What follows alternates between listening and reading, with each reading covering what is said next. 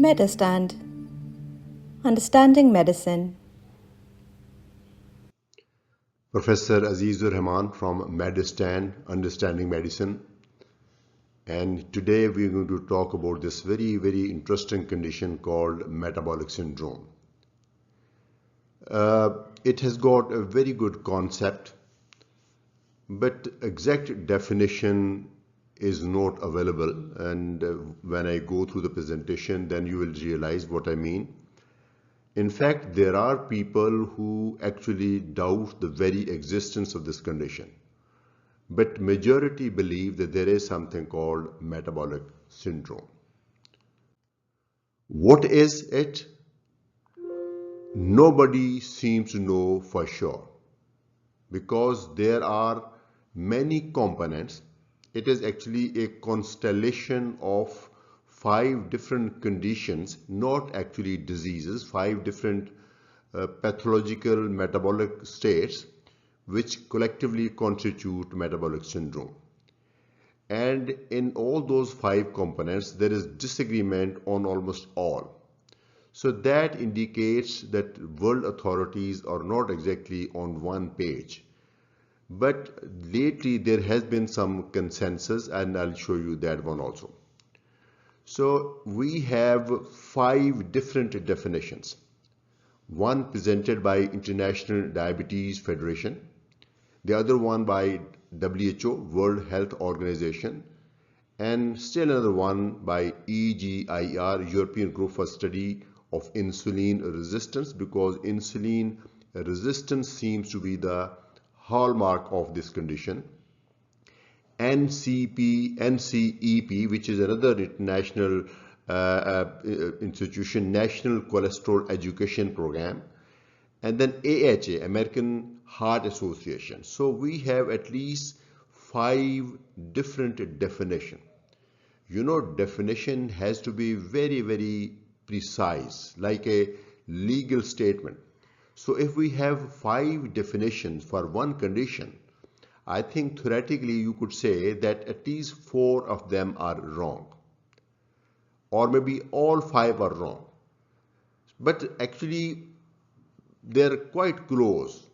So I'm going to explain to you the consensus. Lately all these institution, organization, they sat together and they came up with one unified applicable concept, and the science is still developing. In future we might get a better definition, but the current concept I'm going to explain in the next slides. So the concept is that there are multiple conditions and they actually lead to certain metabolic abnormalities leading to premature atherosclerosis. That of course could lead to premature coronary artery disease, strokes, peripheral artery disease, and it could also lead to non-alcoholic fatty steatosis and ultimately cirrhosis. But this concept is that in the center is the heart, because all these conditions, they ultimately lead to heart problem through accelerated atherosclerosis.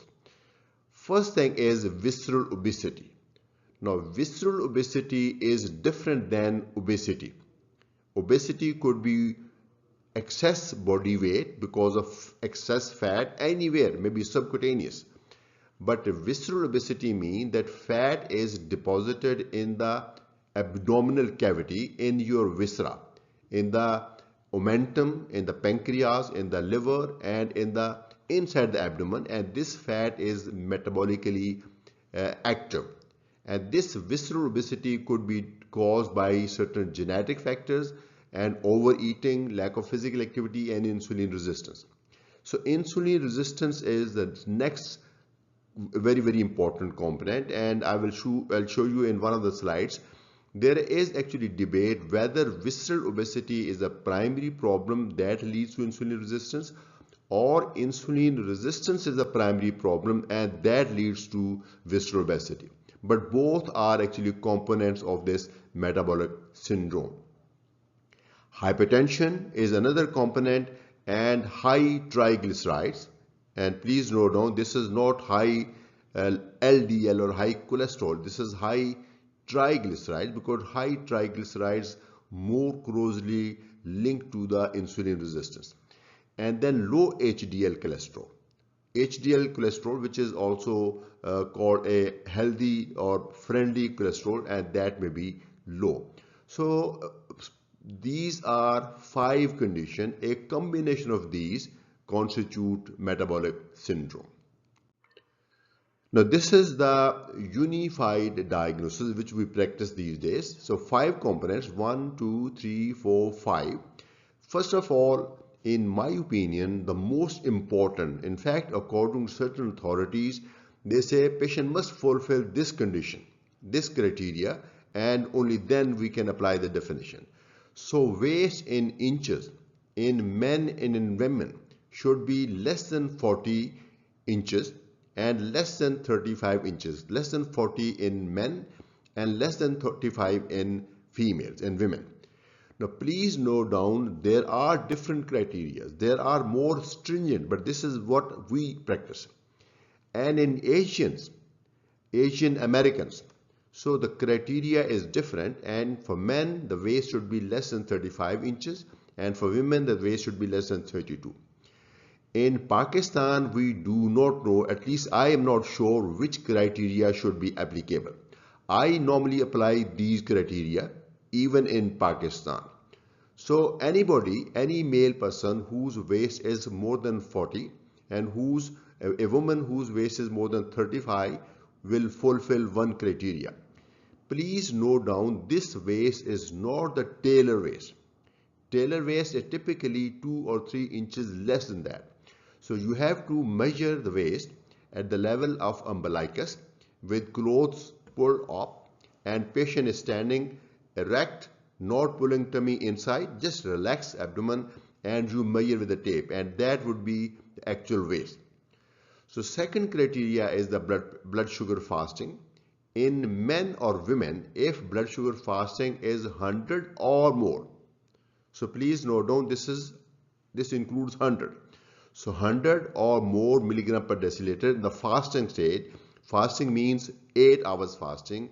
So that will fulfill one criteria. Now I would like to draw your attention, more than 100 is not diabetes. More than 100 is pre-diabetes. So you don't have to be diabetic to fulfill this criteria. Just pre-diabetes will qualify you to become a case of metabolic syndrome. Then is blood pressure. Blood pressure measured with a calibrated apparatus in a relaxed patient. There is a specific way of checking blood pressure. So very carefully blood pressure checked, and if blood pressure is 135 systolic or more, 85 diastolic or more, that will fulfill another criteria. Again, the point I like to make it here is that 135 or above, 85 or above will not necessarily be hypertension, because for hypertension the cut point is 140 or 90. So these people have elevated blood pressure and not necessarily hypertensive. Now let's come to the third criteria, that is triglyceride. Again, in the fasting state, if you measure triglyceride, if the level is 150 or more, this criteria will be fulfilled. Now, one triglyceride is not considered to be very strong risk factor for coronary artery disease. When we are interpreting lipids alone, 150, 155 would be considered okay. And of course, we do not consider medication for this high triglyceride. But as little as 150 will fulfill the criteria for metabolic syndrome. Now, last component is HDL, the healthy or friendly cholesterol, and in men the level is 35 or less, and in women if it is 40 or less. So that will fulfill the criteria. Now please note down, we use different criteria. So for example, we use milligram, but in the literature you might find millimoles. Similarly here we use milligram, but you will also find millimoles. So any of the 4 conditions will also be counted if somebody is on medication for these conditions. So if somebody is hypertensive and taking blood pressure medicine, at that particular time his blood pressure may be 120 by 80. But if that person is on medication, this criteria will be counted. So these are the criteria, and this actually represent a balance. If in a balanced diet somebody has got balanced body, not excessive intake of food, good physical activity, all these criteria should be within normal range. So let me now explain how this metabolic syndrome develops. In a normal person, there should be a balance between energy intake and energy consumption. Now, of course, everybody has different level of energy consumption. A laborer would consume much more energy than a banker. So I think whatever that person's profession or level of activity is, if that person's food intake is not more than that, just the right amount that person needs, this would be called balance. And if person has got balanced energy intake and energy consumption, he would probably or she would not develop metabolic syndrome. But if there is imbalance, for example, if food intake is more, these days we take multiple meals and we often take unnecessary snacks.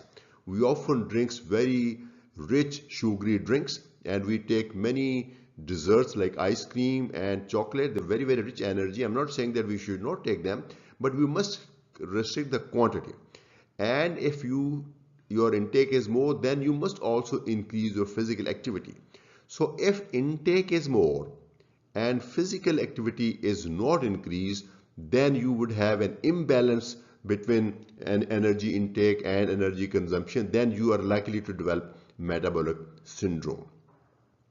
To put it into some mathematical equation, so this is it. Actually, this is my own concept translated into an equation: food intake divided by physical activity. Food intake is above on the upper part of the line, so that means more food intake, more chances of developing metabolic syndrome. Physical activity, more physical activity, less chances of developing metabolic syndrome. So if there is suppose increased food intake, but at the same time there is increased physical activity also, then again the effect of food intake may be cancelled by increased physical activity. But it is not as simple as shown in this mathematical picture equation. So there is actually another factor, because everyone is not equally predisposed or prone to develop metabolic syndrome. There is some unknown factor or factors. So this one factor could be genetic factor. One could be having insulin resistance or predisposition to increase food intake due to some genetic factors. Details are not known, but we know that genetic factors play extremely important role in our behaviors and in our metabolism. So there could be some genetic factors. I've seen people whose food intake is not more than the normal, at least this is what they describe, but they may still develop metabolic syndrome. And I've also seen people whose food intake is more and they still do not develop metabolic syndrome. So I think there is some definitely genetic factor. Another factor could be related to your microbiota. There is a lot of research going on. A unique microbiota may actually determine your food preferences and the amount of food you intake, your satiety level, your hunger level, and also your desire of doing exercise. So microbiota may also have a very, very important role. Genetic factors and microbiota, they actually also have some interaction. Maybe genetic factor, they work through microbiota. Maybe microbiota also change the effect of your genetic factors. So this is how I think primarily it is one's food intake against one's physical activity that leads to the chances of developing metabolic syndrome. But there are some genetic factors and microbiota. So what is the importance? We may not be able to do anything about the genetic factors. And at the moment, we may not be able to do anything about the microbiota. But what we can do about is the food intake and physical activity. So I think Working on these two, we can minimize the chances of developing metabolic syndrome and also chances of further progression of metabolic syndrome to more pathological and morbid condition. So this is the imbalance, and I'm going to show you some exceptions. Many individuals do not develop metabolic syndrome despite excess intake. This is my observation. Maybe they have fast metabolism, maybe they have more physical activity. Some will fulfill the definition despite having normal BMI. So BMI is actually measure of total body mass against one's height. It does not specifically address visceral obesity. So it is possible to have normal BMI but with visceral obesity. We call it thin obesity. You can see the person may look thin, but if you measure the waist, you will know that the waist is actually increased. There are people who think that a waist measurement is superior to BMI measurement when we assess these patients. Now, some other factors are also operative. Genetic factors, stress factor may be important because stress is not just a mental state. Whenever you have stress, there is production of many counter-regulatory hormones, catecholamine and growth hormones, and stress hormones, the steroids. They are all produced during stress states, and all these they have effect opposite to insulin, so they can actually create a insulin resistant like state. Then sleep. These days we know that 6 to 8 hours sleep is recommended, and those who have less sleep are more likely to develop metabolic syndrome. Then many inflammatory markers, some low grade inflammation due to various factors, that could actually also contribute to metabolic syndrome. Now, what is actually the cause? I have just demonstrated that it is the imbalance between energy intake and energy consumption, but there is something behind that also. So that is visceral obesity or insulin resistance. In metabolic syndrome, both are present, right? It is actually a catch-22 question. Which one comes first? Maybe we have actually two types of metabolic syndrome. In some, visceral obesity may be the primary cause, and due to that visceral obesity, the fat present in our viscera that produces many hormones, and many of them they have metabolic effects, and that could cause insulin resistance, that promotes more food intake, and that could lead to obesity. Or it is also possible that somebody was born with insulin resistance. The exact mechanism not known, but because of insulin resistance, one have results that leads to overeating, and that causes visceral obesity. I'm going to show you this in more detail in subsequent slide. But here, I think this is a vicious cycle. Whether visceral obesity is primary or insulin resistance is primary, once somebody develops metabolic syndrome, one develops this cascade, this self-perpetuating metabolism, and that leads to further progression of metabolic syndrome and then ultimately further pathological states. Now I'm going to explain these two concepts in some more detail in the next slide. So two concepts. First is obesity, the visceral obesity as primary, and the second one is insulin resistance as primary. And this is, I think, more widely accepted theory, and let's first examine this one. So there is increased food intake and reduced physical activity that leads to visceral obesity. Whenever we accumulate fat, it is first in the viscera and then it is in the subcutaneous tissue. And this visceral obesity leads to production of many cytokines, and some of them they have bad effects on our metabolism. They cause insulin resistance, and that insulin resistance increases to metabolic syndrome, leads to metabolic syndrome. And the other concept is that the insulin resistance is primary. So there is insulin resistance. Because of insulin resistance, your body needs more insulin to keep your sugar within normal range. So because of hyperinsulinemia, your glucose is kept in the normal state. So you are actually keeping your glucose normal by keeping your insulin level high. Now, if we do oral glucose tolerance, these patients will be unmasked, otherwise they would have normal glucose level. So this would lead to forced overeating. Hyperinsulinemia would bring down your glucose and you will feel hungry, you will feel like eating, you will eat more food, and that will lead to visceral obesity, and visceral obesity then cause metabolic syndrome. So there is a possibility that both these are actually two different types of metabolic syndrome. But either way, we know that visceral obesity and insulin resistance are the primary component of metabolic syndrome. Now coming to the diagnosis, these are the components. I'm not going to go into the detail because I've already discussed them. So these 5 conditions, so there are 2 ways. One is, the first is mandatory. One's weight is above the recommended range plus any of the 2.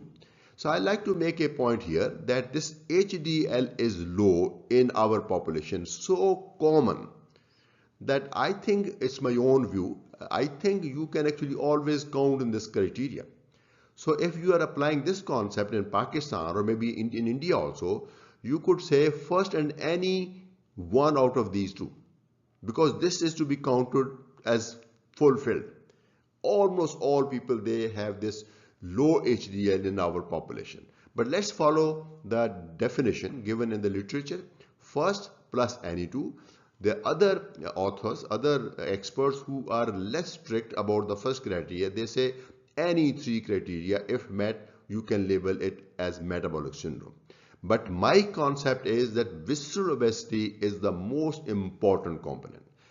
Now there are some other conditions which are not listed here, but we know they are also part and parcel of metabolic syndrome. Like for example, fatty liver. So those who have this visceral, the increased weight, they will almost surely have fatty liver on ultrasound. So I think this is how we make a diagnosis. Now, what is the clinical relevance? Metabolic syndrome is just constellation of certain numbers. So what is the big deal? The big deal is its clinical relevance. Now I'm going to show you the clinical relevance. Metabolic syndrome may predispose to type 2 diabetes. You know, in metabolic syndrome, pre-diabetes is already present. One of the criteria is that the blood sugar fasting is 100 or more. So this person is already pre-diabetic. Any further gain in weight would lead to type 2 diabetes. Or these patients, they have abnormal triglyceride, low HDL, they may be predisposed to develop atherosclerosis.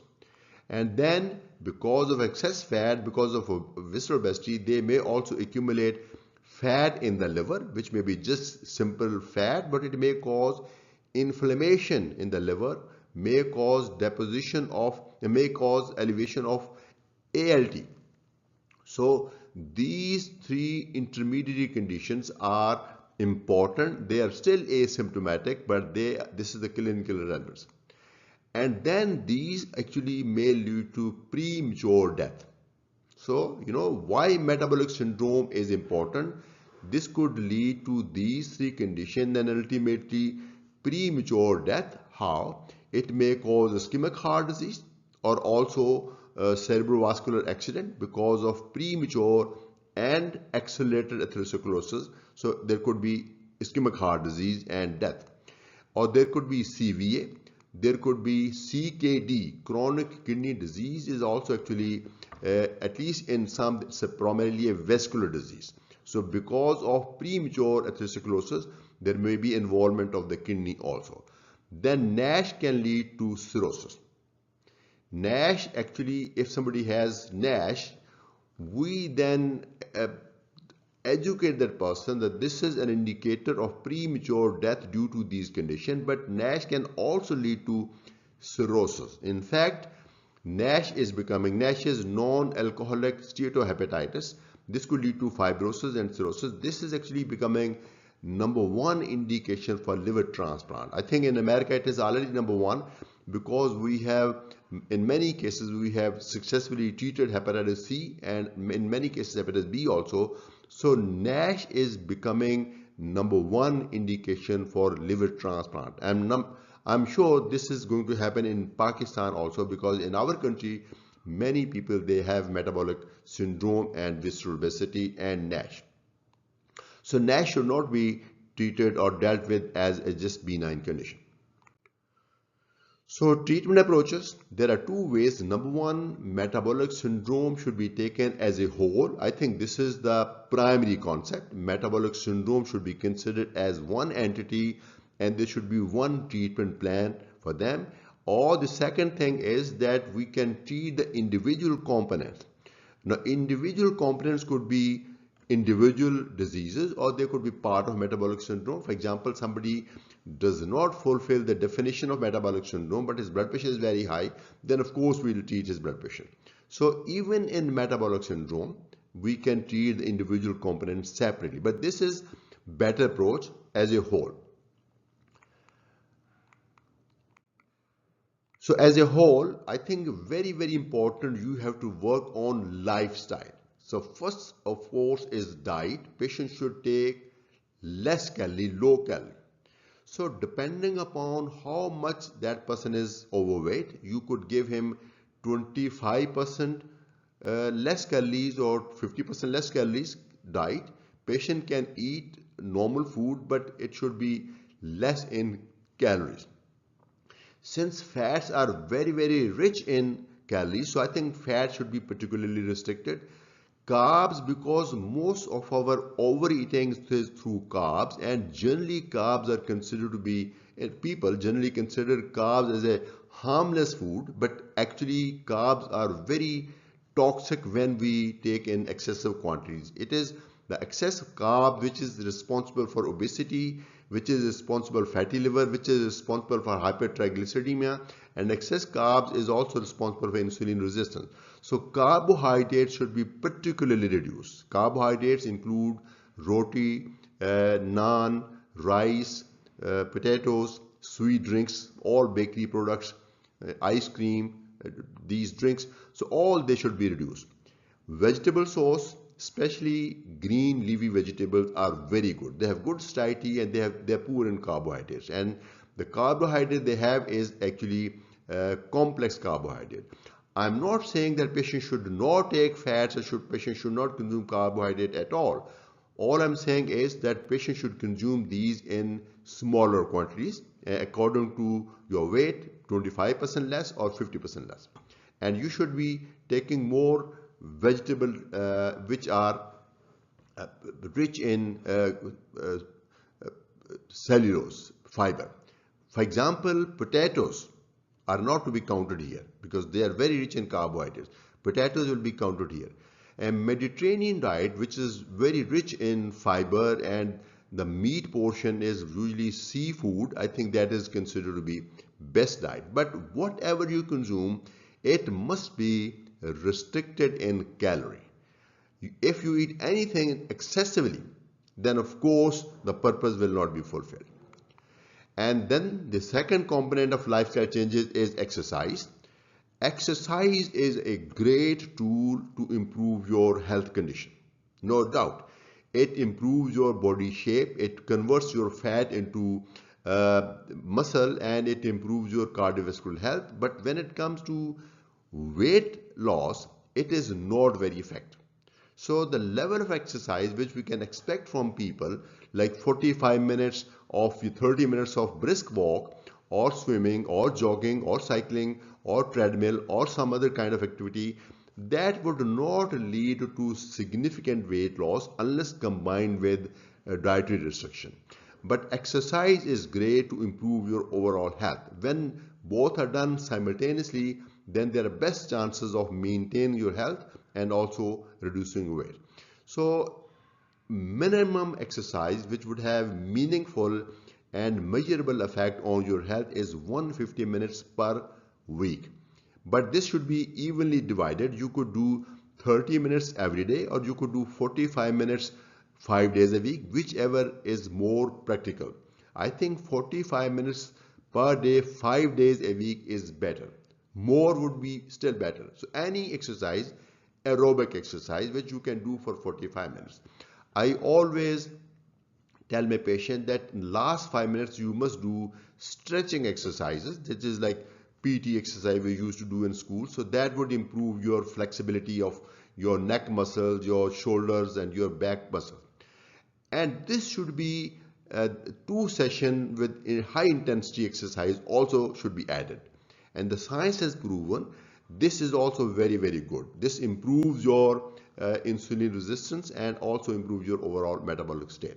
Depending upon your overall health, you could do two sessions, 15 minutes each of high intensity exercise, like lifting weight or having a sprint of jogging or running on the treadmill at a high speed, that kind of thing. So these should be done on long-term basis. Now, if we want to treat these patients as the individual components, I will not go into the details because these I have covered in other lectures. High LDL, which is actually not part of metabolic syndrome, that is best treated with statin. High triglycerides, in addition to lifestyle changes, fenofibrates, gemfibrozil or omega-3 can be used. Omega-3 is very effective but little expensive. Fenofibrate and gemfibrozil are relatively cheaper option. Low HDL, I think the wok and vegetable in food intake, that will also help.